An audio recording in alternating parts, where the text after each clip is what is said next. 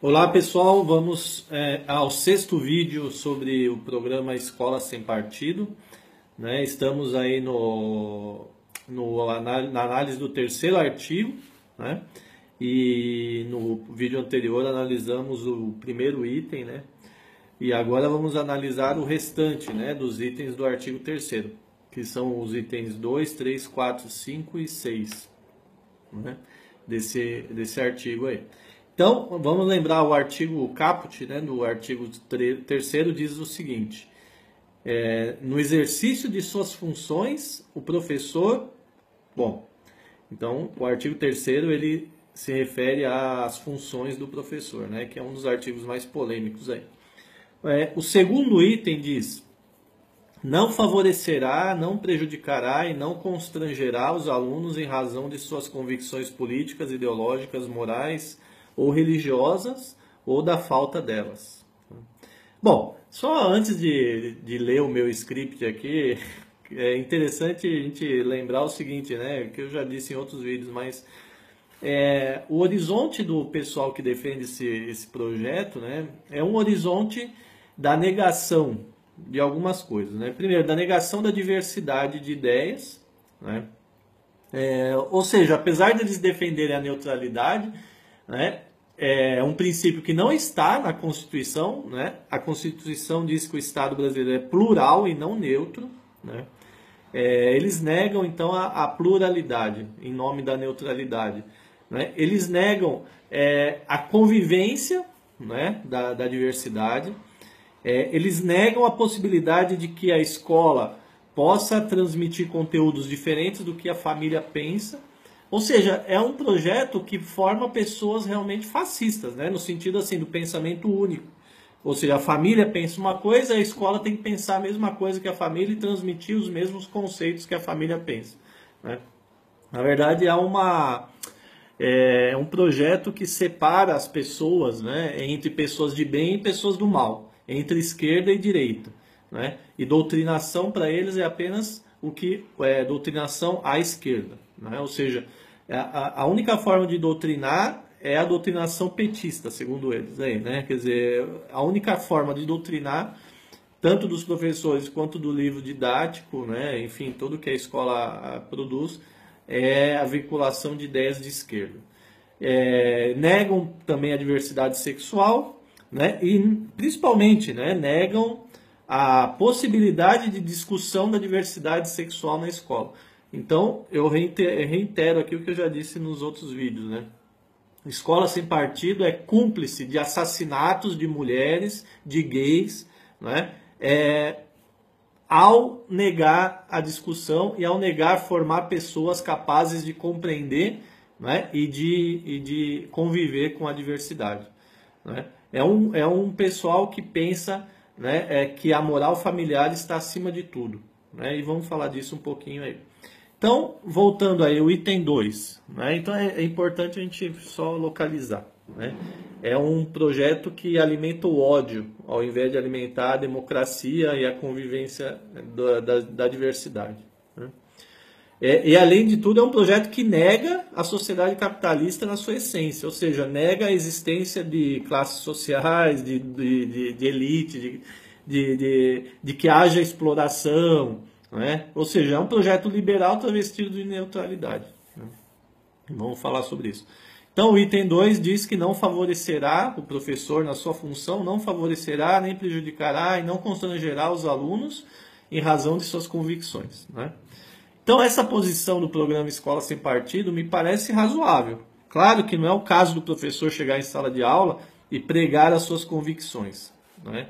Isso não parece bom, né? Enfim, e creio que também isso não acontece também tão a miúde quanto os defensores desse projeto apregou, né? Por outro lado, né, a grande questão não é essa, não é? Porque eles não são razoáveis, né? Na verdade, é um projeto que não tem nada de razoável, né? Nós temos que insistir em um ponto, né? Acho que a luta contra a escola sem partido tem que insistir em um ponto além de outro, né? Que é a realidade brasileira, a realidade mundial, o sistema capitalista, né, que a gente vive, não pode ser compreendido, ou eles, né, essas realidades não podem ser compreendidas pela pretensa neutralidade que prega o programa Escola Sem Partido. Né? Ou seja, não é possível conhecer a realidade pela neutralidade. É impossível. O sistema capitalista não é passível de ser conhecido pela neutralidade. Tal neutralidade não serve de forma alguma para compreender a realidade, pois para isso para compreender a realidade, é necessária uma crítica radical de tudo que o capitalismo produziu ao longo do tempo. E claro, também uma crítica radical ao que o comunismo soviético produziu ao longo do tempo também, óbvio. Né? O problema é que, como eles são burros, né, eles não têm a necessidade de compreensão da realidade, eles não têm compromisso com a verdade, eles reduzem o que aconteceu na União Soviética, em Cuba, ao comunismo. Né? Portanto, todas as possibilidades de uma outra sociedade acabaram ali. Né? Bom, enfim, então eles acham que essa burrice, né, essa análise medíocre é neutralidade. Né? Então, a crítica radical do capitalismo não pode ser neutra. O capitalismo não é neutro. Para 3/4 da população mundial, o capitalismo não é algo neutro que chega e transforma suas vidas. Não. O capitalismo não é neutro e a crítica a ele não pode ser neutra. Logo, se o professor partir da ideia pura, né, entre aspas, da neutralidade, o que vai acontecer é que a escola não vai cumprir o seu papel fundamental de transmitir conhecimentos que possam fazer conhecer o mundo em que vivemos. Né? A contradição intrínseca da sociedade não se responde com a neutralidade, mas com um ensino que seja também um ensino dialético, um ensino que ensine a pensar com e por contradição, né? Que ensine de fato as contradições da sociedade. Né? E para isso a neutralidade não serve como princípio educativo, como prega aí o programa. A não ser como princípio educativo para a manutenção do status quo da sociedade. Né? Portanto, a luta, a meu ver, deve ser pela defesa de que, para que a escola cumpra o seu papel, não é possível que o ensino seja neutro. Né? No entanto, ao mesmo tempo, não podemos ser aquele tipo de professor que prega a nossa ideologia própria aos alunos como se fosse conteúdo escolar. Né? A expressão de opiniões pessoais não pode ser negada na sala de aula, lógico, desde que seja claramente expressa como tal. Ao mesmo tempo, né, que o professor expressa suas opiniões em um determinado momento da aula, ele também deve abrir espaço para que os estudantes também expressem suas opiniões, né, em um ambiente livre. É isso que a gente defende aqui. Mas lembrando que essa expressão das opiniões não é o foco da escola. Né? O foco da escola é o conhecimento. Mas conhecer o mundo que a gente vive, né, não pode partir de uma perspectiva da neutralidade. A neutralidade é burguesa. A neutralidade só serve para a manutenção dos interesses dos que sempre dominaram a sociedade. Só pensar um exemplo, né? O Brasil foi um país escravocrata, legalmente escravocrata, por cerca de 300 anos. Né? E faz pouco mais de 130 anos, né, que ele deixou de ser legalmente escravocrata. Ou seja, como a gente pode pensar, por exemplo, um país que foi em grande parte da sua história escravocrata, né? E claramente os reflexos da escravidão estão aí, inclusive na cabeça dessas pessoas que pensam escola sem partido, né? Como a gente pode pensar que a neutralidade vai explicar esse país? Né? Então, assim, conhecer a realidade não é uma obra da neutralidade. Né? A neutralidade ela é apenas uma obra dos que sempre estiveram por cima, né? Sempre dominaram a sociedade, enfim. Não é de fato uma bandeira de todos, né? É uma bandeira de poucos. Né? Bom, o item terceiro, né, do terceiro artigo diz o seguinte: o professor, na sua função, não fará propaganda político-partidária em sala de aula, nem incitará seus alunos a participar de manifestações, atos públicos e passeatas. Bom, aqui tem dois momentos, então, né? O primeiro é um momento de bom senso, né? Ou seja, não se pode fazer propaganda político-partidária na escola, isso é fato, né? Até porque nenhum partido político dos existentes pode ser exemplo de como abordar a realidade, nem exemplo de como atuar na realidade, nem exemplo de como enfrentar a realidade capitalista. Não existe partido político que seja exemplo disso, né? O enfrentamento que eu falei anteriormente, hoje em dia não está expresso em nenhum partido político existente, né? Então, sim, de fato, não é o lugar, a escola não é o lugar de fazer propaganda partidária. Mas, como já disse em outros vídeos, né, para isso ser evitado, não precisamos dessa lei fascista, né, que é a lei de escola sem partido. Para evitar essas situações, basta apenas que os professores sejam pessoas democráticas e que saibam diferenciar os espaços onde expressam suas opiniões e a sala de aula, onde a sua liberdade de ensinar é o fundamento. De novo, eu diferencio a liberdade de expressão e a liberdade de ensinar, né? O professor tem liberdade de expressão em todos os âmbitos da vida, como todo cidadão, mas na sala de aula sua responsabilidade está expressa na liberdade de ensinar, que é um preceito constitucional. E lembrando assim, né, quer dizer, liberdade de ensinar é muito amplo, né? Ou seja, não se trata aqui de cercear, né, nada, né? Enfim.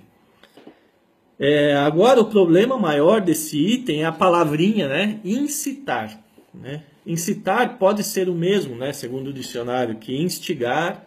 E nesse sentido parece positivo que os professores instiguem os alunos a protestarem, ou seja, que os motive a isso, né? E protestar por várias coisas, né? Protestar inclusive pela saída da presidente, ou protestar contra a saída da presidente, ou protestar contra a corrupção, ou protestar, enfim, né? Incitar é estimular, né? Logo, incitar não parece ser algo mal em si mesmo. E cabe aos professores, né, como mediadores da realidade, né, para explicar a realidade, avisarem, instigarem, motivarem seus alunos a participarem do que ocorre na realidade, né? No caso da escola sem partidos, esse item tem o seguinte sentido, né? Qual é o sentido que esse projeto põe, né, no caso da incitação aqui? Isso está nas palavras do Miguel Najib, né, que é o fundador aí. Ele sempre fala assim, no caso do Fora Collor, os estudantes foram às ruas incitados pelo PT. No caso do Mensalão, isso não ocorreu, porque era contra o PT, né? Então, por isso o item aí do incitamento, né, tem esse sentido, né? Os professores só incitam a manifestações chamadas pelo PT, que seria o partido dominante dos professores na concepção equivocada deles aí, né?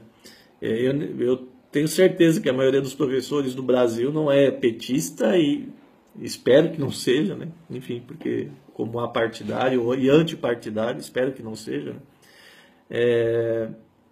Nem PT, nem nenhum outro partido, né? Mas enfim, mas de toda forma é um equívoco enorme, né? Como eu disse, esses defensores de escola sem partido não têm compromisso nenhum com a verdade, né?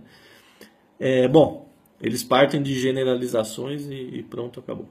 São verdadeiros doutrinadores mesmo, né? Então, para eles, a questão é acabar com o fato da escola servir ao PT. Esse é o sentido, né, da lei, em geral, né? Então, é um verdadeiro absurdo que haja esse tamanho de generalização, né? Ou seja, que os professores incitem os alunos somente em favor do PT. Não existe nada de estudo, nada de pesquisa, apenas senso comum e ódio, né, contra o PT e ódio contra toda, né, contra toda forma de esquerda, que para eles esquerda é PT e ponto. Como eles são burros, como eles não têm, né, intenção de esclarecer nada, esquerda é PT. E todos os outros partidos, por exemplo, institucionalizados, são como se diz, rondam, né, em volta do PT. São todos satélites do PT, né?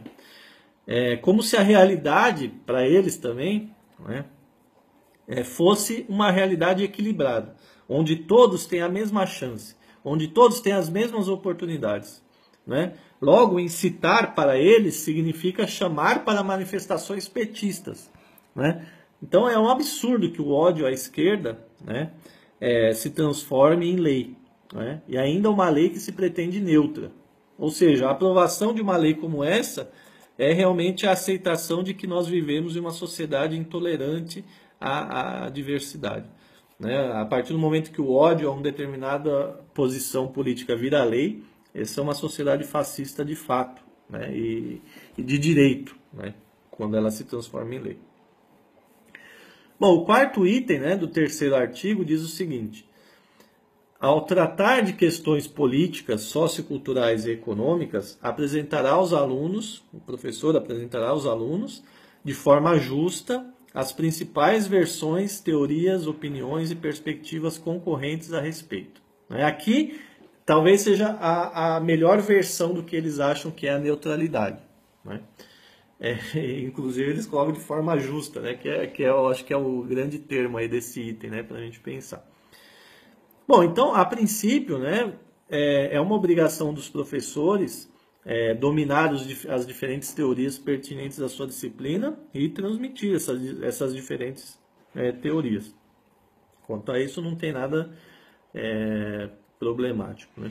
O problema é que o fundo do programa Escola Sem Partidos, por tudo que já vimos aí, é que é um movimento anti-esquerdista, né? E para eles, doutrinação se refere apenas às perspectivas de esquerda, ou que para eles é esquerda, né? Para eles o PT é esquerda, né? A ideia, portanto, seria neutralizar essas ideologias de esquerda ao colocar em contraste com outras, né? Que é o que eles chamam de justiça, né? Mas, mais uma vez, o problema é que a neutralidade não é uma forma adequada para compreender a realidade, né? Se apresentamos aos alunos pobres, por exemplo, né, das escolas de periferia, as teorias liberal e socialista como se tivessem o mesmo peso para explicar sua realidade, estaríamos de fato naturalizando a condição de desigualdade da qual eles são produto e vítima, né? Para os alunos pobres, os liberais explicariam sua condição como se fosse uma condição natural, como se eles fossem derrotados na corrida pelo sucesso, né? Ou seja, todos têm a mesma oportunidade. Se eles ali, né, seus pais são pobres, é porque seus pais não conseguiram alcançar o mesmo êxito do que os pais, né, de outros alunos, enfim, de outras escolas, né? Não se pode dizer que os alunos pobres são aqueles que não conseguiram alcançar êxito numa sociedade livre e que eles têm as mesmas condições de alcançar êxito como qualquer outro estudante das escolas privadas, das elites brancas brasileiras, né? O liberalismo não é uma doutrina que explica a realidade brasileira e não é a forma de superar as desigualdades, né? Não se pode dizer que existe um equilíbrio entre as doutrinas que explicam a realidade. Ou seja, não há maneira justa de explicar a realidade apontando a teoria liberal e a teoria socialista como se tivesse o mesmo peso para explicar as coisas, né? A teoria liberal, ela justifica o capitalismo, né? E justificar o capitalismo para os alunos pobres é justificar a sua pobreza, né? E dizer, bom, meus queridos, né, existem os ricos, existem os pobres, vocês podem se tornar ricos, é só lutar para isso, né? Tem lugar para todos, né? Existem muitos ditados aí do senso comum que falam isso, né? Bom, esse equilíbrio, né, esse pretenso equilíbrio entre as teorias atende apenas aos interesses das elites e dos conservadores de classe média, que são os que defendem escola sem partido, né? Sinceramente, assim, eu não entendo escola sem partido como um movimento das elites, né? As elites mesmo não estão nem aí para isso, né? As elites têm seus filhos já nas escolas, né? Enfim, escola sem partido é um movimento de classe média, acho que isso tem que ficar claro, né? Não é um movimento das elites, né? Então esse equilíbrio atende apenas aos interesses das elites e dos conservadores de classe média, que são os que defendem escola sem partido. Não interessa a todos igualmente, né? Para os pobres, existem sim teorias que explicam melhor a realidade e propõem formas de superação. Isso tem que ficar claro. A realidade não se explica pela neutralidade, né, como eles querem, né? Portanto, para concluir, a neutralidade é a maior doutrinação possível a ser defendida nas escolas. De novo, A neutralidade é a maior doutrinação possível a ser defendida nas escolas. Né? O quinto item, né, do artigo 3º diz o seguinte: respeitar o professor na sua função, né, respeitará o direito dos pais a que seus filhos recebam a educação moral que esteja de acordo com as suas próprias convicções. Bom, novamente aqui vem à tona a ideia de reduzir a ação da família e dos professores à condição moral das famílias e seus alunos. Né? Reduzir a escola à condição moral das famílias. Nesse sentido, como em todo projeto, né, não ficam claros os sentidos que se quer dizer com isso. Né?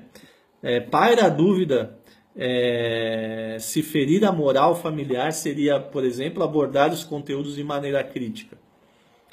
Ou será que o simples fato de tratar da crítica do capitalismo seria uma forma de ferir essa moral?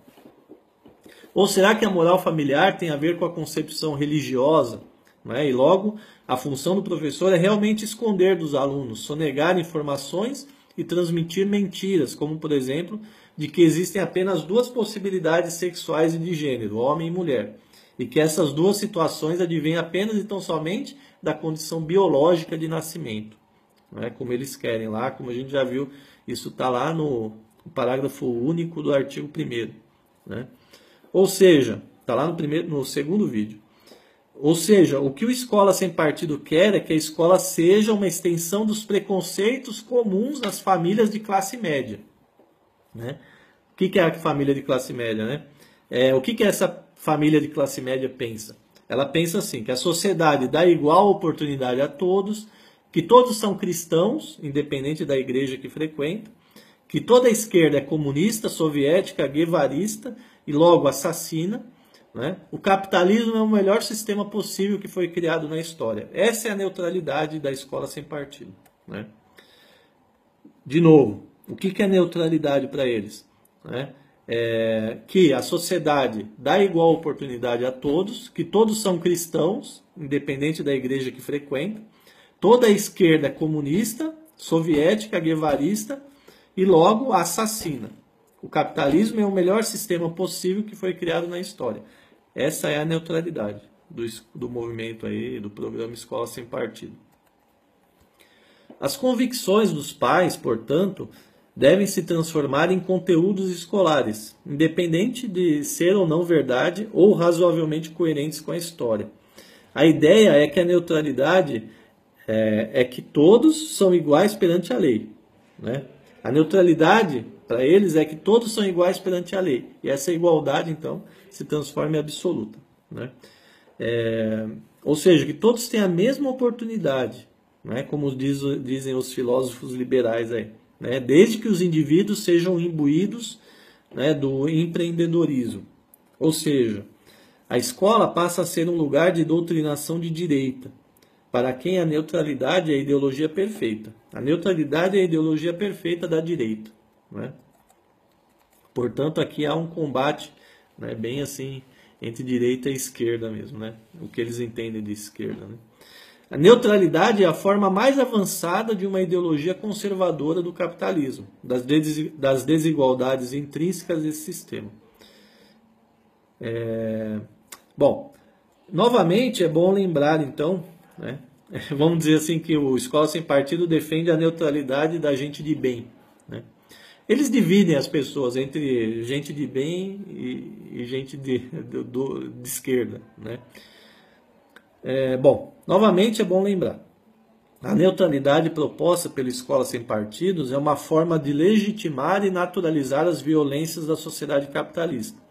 Negar discussões de gênero na escola é uma forma de patrocinar as mortes das mulheres pela condição de ser mulher, das mortes de gays pelo fato de serem gays. São assassinos, são cúmplices, junto com os bolsonaros da vida. Então é preciso insistir nisso. Eles são cúmplices de assassinatos. Eles são cúmplices da violência. Eles não querem discutir isso, eles simplesmente negam a existência, inclusive, da violência de gênero. Ao negar o gênero, né? Ao negar possibilidades distintas de gênero. Não é só isso, eles negam inclusive a desigualdade social, né? Porque ao defender a neutralidade, eles pensam mesmo que a gente vive numa sociedade de iguais, numa sociedade de iguais em que alguns conseguem êxito e outros não, né? Devido ao seu próprio mérito pessoal, né? O sexto item, né, do terceiro artigo diz o seguinte: o professor, na sua função, não permitirá que os direitos assegurados nos itens anteriores sejam violados pela ação de estudantes ou terceiros dentro da sala de aula. Esse é o item aí, o sexto, último desse artigo terceiro. O que querem aqui é assegurar que ninguém, além dos professores e alunos, possam frequentar as salas de aula. Na verdade, querem vedar a entrada de sindicatos e estudantes de movimento estudantil nas salas de aula, todos esquerdistas, claro, né? Para incitar os alunos para participarem de movimentos, etc. Ou para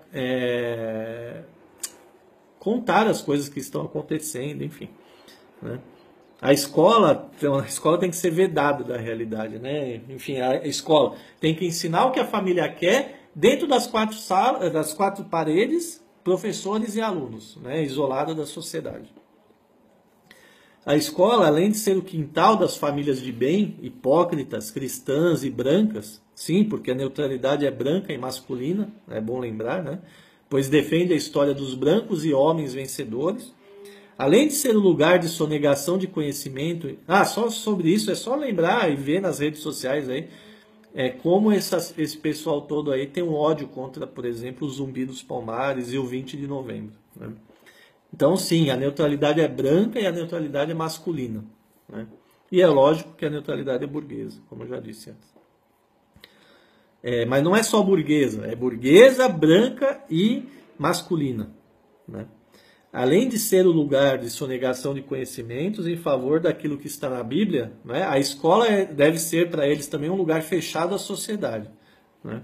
Enfim, é um verdadeiro ataque à escola como um lugar democrático, público. É um ataque ao conhecimento em favor das trevas. Né? É um lugar, seria então a escola um lugar de legitimação do sistema. Essa é a neutralidade do Escola Sem Partidos. Né? Acredite quem quiser. Um abraço e até o próximo vídeo.